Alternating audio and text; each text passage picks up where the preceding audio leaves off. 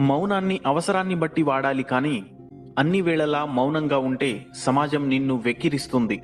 గెలుపును ఎలా పట్టుకోవాలో తెలిసిన వాడికంటే ఓటమిని ఎలా తట్టుకోవాలో తెలిసిన వాడే గొప్పవాడు.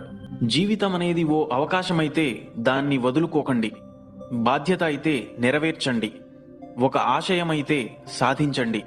ఒక శోకమైతే తట్టుకోండి. ఒక పోరాటమైతే జయించండి. ఒక పయనమైతే సాగిపోండి. నిన్ను వదిలి వెళ్లిన వాళ్ల గురించి ఆలోచించకు. నీతో ఉన్నవాళ్లు శాశ్వతమని భావించకు. ఎవరో వచ్చి నీ బాధను అర్థం చేసుకుంటారని ఊహించకు. నీకు నువ్వే ధైర్యం కావాలి. నీకు నువ్వే తోడుగా నిలబడాలి.